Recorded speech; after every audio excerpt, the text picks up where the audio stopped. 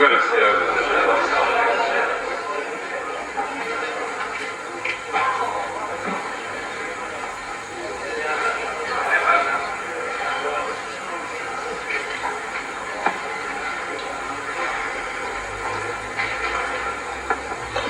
qenë se nuk kena fillu të shqyrtohet asë një pikë rend një ditës, andaj ndoshta disa individve edhe dje edhe sot ju shoh për të madhe që shohim në diskutim.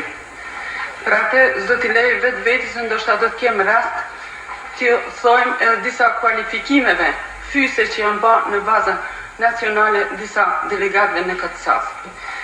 Andaj në qësë i duhet dikuj kultur edhe edukat në duhet të gjithve edhe ta dëgjojmë se cilin mund të mos pajtohë me gjuhë të parlamentit t'i kundërbujmë se cilin për jo me një stil të urtë të cilin nuk e lejon këtë të bimë.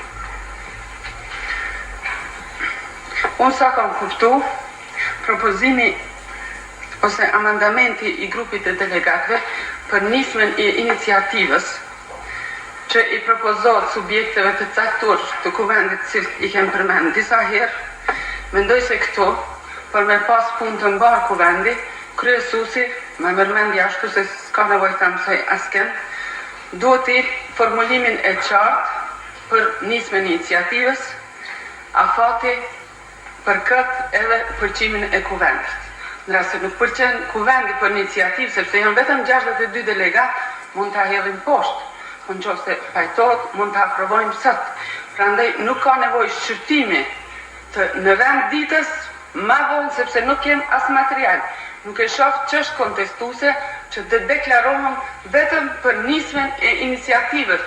Nuk e bjen kuvendi, nuk e bjen delegatët, e bjen subjektet të propozimin Këshilli Ekzekutiv, Kryesia e Kosovës edhe Komisioni Kushtetues. Prandaj shoh sinqerisht më thonë, në qoftë se nuk është kjo në rregull prej djeshit që çdo pikpamje thirremi në rregullore të gjithë, atëherë vlos diken që ka gjuhë të juristit për të kuptueshëm për të gjithë, na shpjegoj qartë çka do të thonë kjo që s'mundet kjo me depërtu.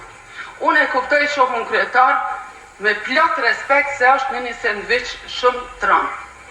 Andaj këtë duhet ta kuptojmë kur bëjmë funksion publik. Kështu të them, me përgjegjësi lartë shoqërore në Kosovë, duhet ta kuptojmë edhe presionet që duhet t'i kemë edhe t'i përballojmë. Faleminderit.